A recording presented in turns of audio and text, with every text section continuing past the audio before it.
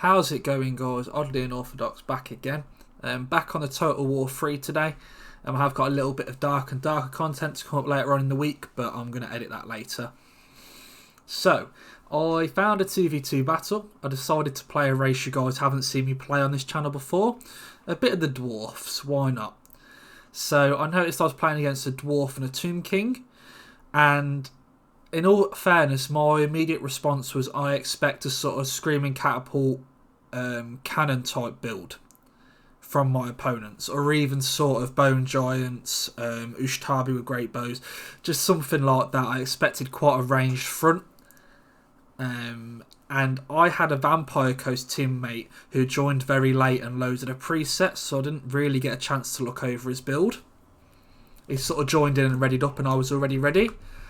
So I knew he was going to bring cannons. There was going to be a ranged threat. So I brought triple cannon plus Master Engineer in hoping to beat his cannons.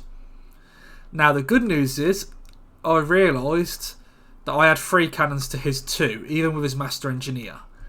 So I knew I was definitely going to win the cannon shootout. To then realise that we had 2 cannons on the Vampire counts and Count Noctilus, I realised that suddenly we've got no front line. You know, we're going to be able to take this objective 2 here, but my cannons are going to want to take out his cannons, not the miners with blasting charges. So straight away, you know, I'm moving everything up. And infantry-wise, I've got 1 squad of Dwarf Warriors, 2 squads of Dwarf Warriors, 1 squad of miners. So the first thing I drop out is the Dragonback Slayers, because I know if they bring Carrion in, or Nekahar Horsemen, or even Skeleton Horsemen, and then sort of come round the side by Objective 3 and then run down my artillery, I've not really got anything to push them off. He kept some sort of depth guard around, but I didn't really want to rely on my teammates. So straight away we got the Dragonback Slayers out. You know, these guys, amazing. You know, they slow stuff in melee, I'm pretty sure. Do they? I could have sworn, yes. There you go. I've got the Flammable, which obviously reduces speed and gives them weakness to fire damage. I did bring Thoric Ironbrow because again I thought he would come with cannons, so I thought I could pop the damage resistance on my cannons. You know, if I get into a bit of a fight, I can use my Slayers and stuff like that to nullify this. So I'll move up and I'll make sure I've got bodies on this objective.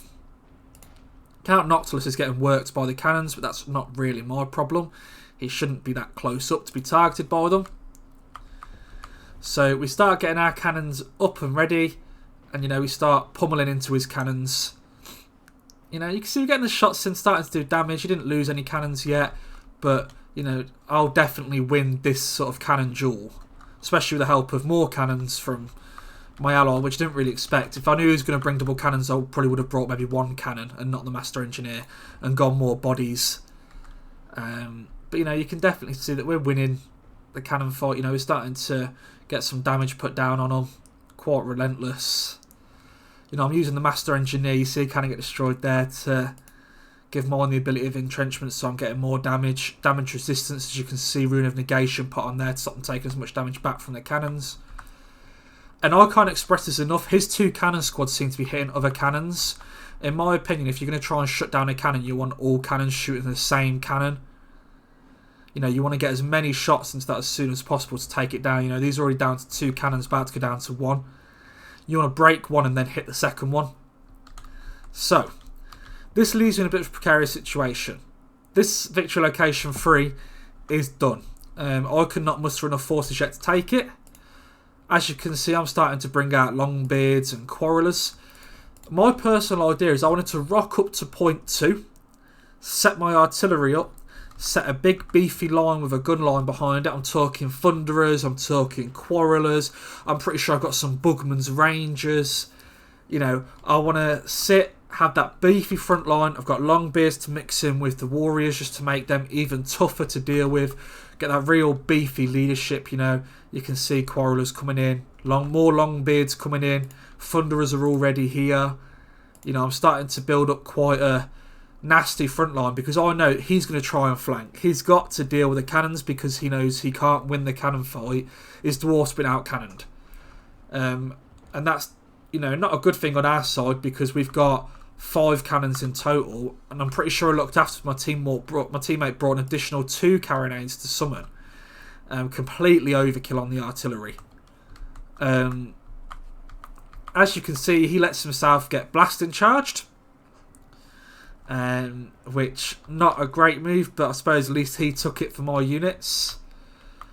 I can see now that, you know, the Tomb King player here, he wants to push into us. He wants to add a bit of pressure on the side, realising that the cannon fight's not going his team's way.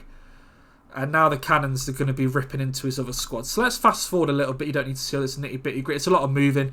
You know, the cannons are just shutting down the cannons over here. The Mongols went in way too early and have been chopped up by sort of, you know, great weapons, gone brindle. And that's not what I wanted. I brought Iron Drakes purely because of the undead aspect. You know, undead units are weak against fire. They've got regeneration. They've got healing. I wanted some Iron Drakes on there to sort of hose down. I did debate some Trollhammer torpedoes in case of like a Tomb Scorpion or something like this. But it did seem like I didn't need them. At the moment, anyway. Bit of a shout to later on in the game, which you'll see. So at this point, you can see the massive issue with the build here is we didn't complement each other's armies. You know, the dwarfs brought a lot of miners to hold a big front line, and his ally bought a lot of units as well, not really investing in anything too big or scary. You know, the Eyes of the Desert are there and the Kepra Guard, but other than that, a lot of it's chaff. So I see he's going to try and sneak some skeleton horsemen round. You know, I decide I'm going to build a nice little sort of wall around with units that he's going to have to try and break through to get me. I'm keeping the Dragonback Slayers there because I want them on the Eye of the Desert, or I want them on Archon the Black. Obviously, I think he's on his chariot. Am I right? Yep, so obviously he's a large character. Meaning that it's going to take work from those Dragonback Slayers.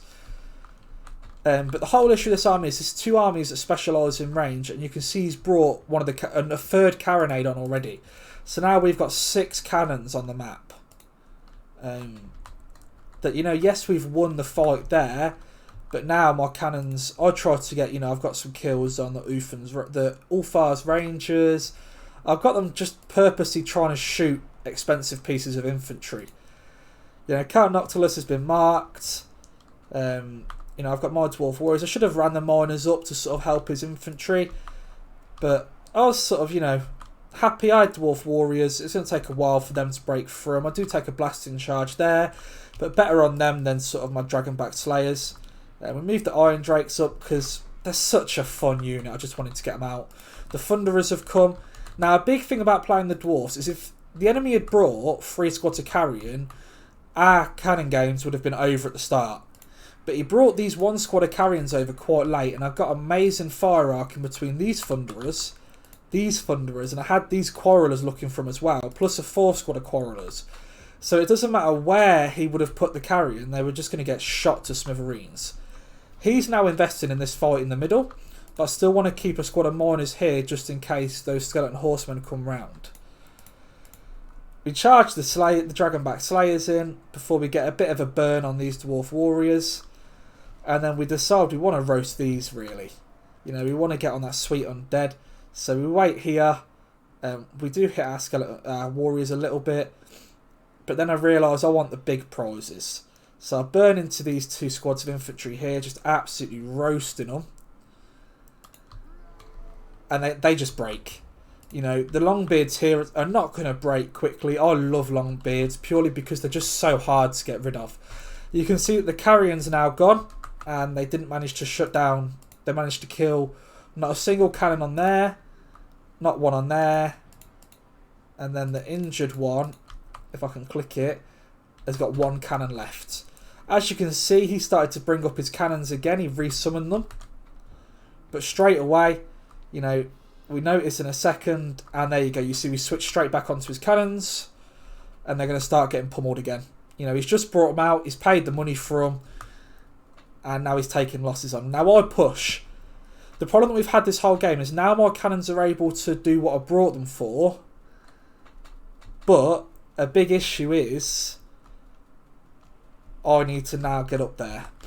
A big issue I found in this game as well was I was not unsummoning my units effectively. I had 3,500 points. It gets even higher, but I just had nothing to summon. You know, we're getting some more beautiful Iron Drake value into the Kepra Guard. I'm going to take that all day, every day. You know, we're just using that to cause damage. You know, they're getting the value at 500. Another valley goes in. You know, nothing amazing, but the Kepra Guard are now crumbling. You know, they're leaving. So we managed to push off that. I've got literally 7 Dragonback Slayers stood there. On top of all these corpses. They did get on top of the Regents of the Renowned Stalkers and shut them down. And you know, we're putting in absolute work. And now we push down this side with 2 squads of Longbeards with great weapons, 2 squads of miners. You know, plenty of armour piercing. And then I realise at this point we've got to take that, but I don't even know if we get that in time. It means I've got to push this objective here. I'm still hoarding resources because I've not unsummoned anything. I should have unsummoned these cannons way before now. Brought them maybe back out again. Maybe had like a flame cannon in reserve or an organ gun would have been more effective to pummel infantry. But as you can see, like, you know, 5,000 resources. And this is where we get the Ishtarbi with great bows, the Chosen of the Gods, and the Tomb Scorpion. This is what the cannons would have been absolutely ideal for, and 3 squads of Tomb Guard.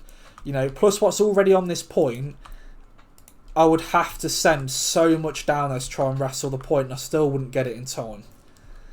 So this is a big learning thing for me with the Dwarfs. I invested too heavy in the artillery, and so did my ally. I could only invest in that much artillery if, say, I had an Empire ally and he went State Troopers wide. Or if I had like a Vampire Counts ally and he just went pure Corpse Cart Zombies Graveguard. Where I would have had a big, beefy front line that would have held the objectives. You know, back here, we're trying to get what damage in we can, but even with 2 points, it's pretty lost. He brings more onto the point, but I'm not one to give up, so I want to send even more onto the point myself. You know, I bring my Quarrelers on the point. I decided to ditch this over here, send these units down here to fight, because that's just what's going to happen, and bring all my squads over here, see if we can get some more value. You know, we're moving around. I mean, they've done really quite well, those Shade Wraith Gunners, but it was just a real bad mismatch of comps. There was too many cannons. You know, we've got a cannon there doing nothing. 2 cannons here doing nothing. Another squad of cannons here doing nothing. You mean, they didn't get bad value. 1,400 on that one. You know, 1,000 on that one. Not as much on that one, but I definitely recommend I should have either just brought 1 cannon engineer or 2 cannons. It was a real bad choice bringing all 3, but obviously my idea on it being that I wanted to out-cannon the other dwarf player and anything else that the Tomb Kings brought, but they did sort of outdraft me, and I should have paid more attention to my ally. So, at this point, we're just playing for the fun of the game. You know, I really enjoyed playing the game with the dwarfs. I absolutely love their models. I think there's something so cool about just how sort of like stalwart and resolute they are. And they just don't care. They're all about loyalty, you know. It's a real badass race. Real big fan. Love playing them in World of Warcraft. Maybe I'll put some videos up of that at some point. But, you know, as we know, we're coming to the 1462. And sure, it was a fun game where I learnt a lot. And that's the biggest thing I can only express to you guys. Is that when you start learning multiplayer, there is so much to learn. Just have fun with it. Don't stress yourself about taking losses or not performing well or struggling at places. At the end of the day, just go out there and have fun. It's a game, you know. We all love this hobby and we all want more people to play it. So just get involved and enjoy yourself. Thank you very much, guys, for watching the game. I look forward to catching you on the next one.